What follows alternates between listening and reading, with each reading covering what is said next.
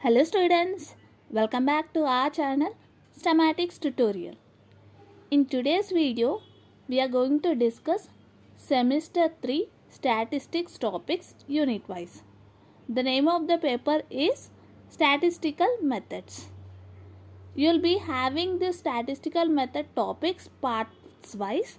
So here you are having part 1 video which consists of bivariate data, bivariate distribution, scatter diagram, correlation definition and its types, and correlation coefficient. In next video you will be getting other topics also. Unit 1, first topic is bivariate data. So what is meaning of bivariate? Bi means two, variate means variables. So bivariate means two variables data. So the type of data which acquired from same data of consisting of two different variables is known as bivariate data. For example, if you consider certain age group of children, so you want to calculate, you want to take the data of height and weight of that age group children. One variable you can relate it to height and other variable you can relate it to weight, and you can collect the data. So there you are getting two different variables, height and weight. That is called as bivariate data. And the type of which whatever the distribution which deals with this bivariate data is called as bivariate distribution. This is the definition of bivariate distribution. Next we have the scattered diagram in unit 1, which is very important for short answers. So just now we have seen what is bivariate data and bivariate distribution.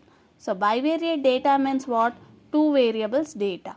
So as we have taken here height and weight of certain age group children example, let us see that only. For suppose if you are plotting the same data on graph. So in graph you will be having x-axis and y-axis. One variable, this one axis I am taking it as height and the next axis I am taking as weight. So whatever the data is there, I am going to plot it here. Suppose if I get like this. When I have plotted, I have got this diagram. So this diagram is called as scattered diagram. Scattered diagram, which is also known as dotted chart. So you can see here the simplest way of diagrammatic representation of bivariate data is called as scattered diagram. If you take x and y variables, when this points are plotted on the graph, you will get a diagram. That diagram is called as scattered diagram, which is also known as dotted chart. This is very important for 4 marks. Next we have correlation definition. Just now we have seen bivariate distribution and bivariate data. There we are having two variables. So the relation between that two variables, that is if the change in one variable affects the other variable, then the two variables are said to be correlated and the relation is said to be correlation. Examples: supply and demand. So if the demand of the product is more, then the supply will be more. If the demand of a product is less, then the supply will be less. That is one example. Next, height and weight of a children. These are the two examples of correlation. Next we are having types of correlation. There are two types of correlations: positive correlation and negative correlation. Suppose if the variables deviate in same direction, that is if the change in one variable results corresponding change in one variable, then the variable correlation is said to be positive correlation. Or if the decrease in one variable results in decrease in another variable, then we can say it is also positive correlation. Same, they both two variables travels in the same direction. If one variable increases, automatically other variable increases. If one variable decreases, automatically other variable should decrease. So then the correlation is said to be positive correlation. For example, hard work and success if you take. If you work hard, then you will get success. If you don't work hard, you won't get success. So this can be example of positive correlation. Next we have this positive correlation is also called as direct correlation. Next, second one, negative correlation. Suppose same, these two variables here, positive means same direction, negative means opposite direction. These two variables travels in different direction. For example, if one variable increases, then another variable automatically decreases. If first variable decreases, then automatically second variable decreases. Then that is called as a negative correlation, and it is also called as indirect correlation. Example, price and demand of a commodity. If you take price and demand of a product, for example, if the price is less, then the demand of the commodity or product will be more. If the price is more, no one will opt for it. Only few people can afford. So, based on the price, the demand will be there. So, this can be example of negative correlation. We have seen here whether the change in one variable in correlation, change in one variable affects the change in other variable or not. Then that is called as correlation. Same way, if the change in one variable does not affect change in another variable, then you call it as a uncorrelation or nonsense correlation. It is also called as no correlation. If there is no relation between the two variables, then we call it as a nonsense correlation or no correlation, and the variables are said to be not correlated or non-correlated. So this is about correlation.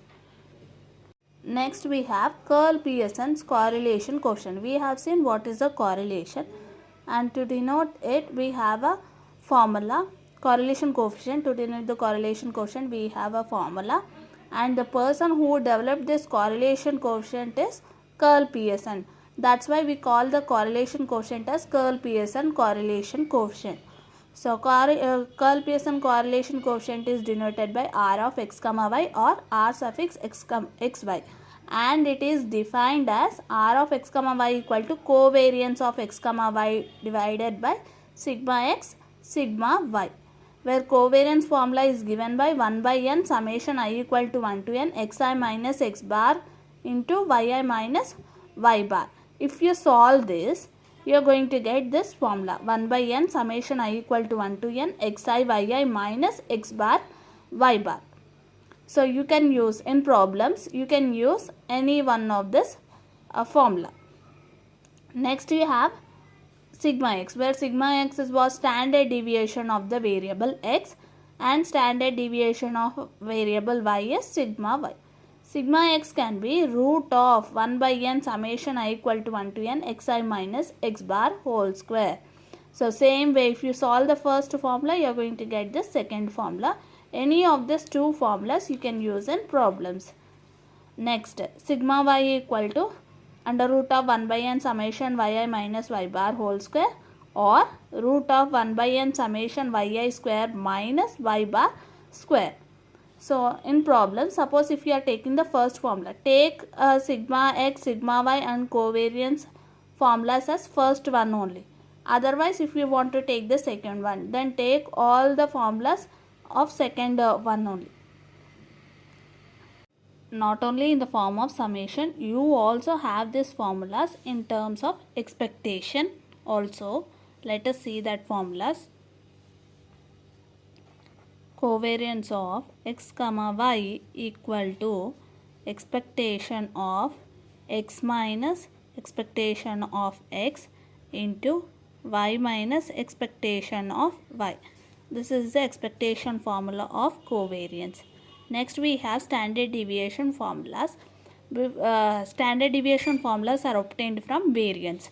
So sigma x square equal to variance of x equal to expectation of x minus expectation of x whole square.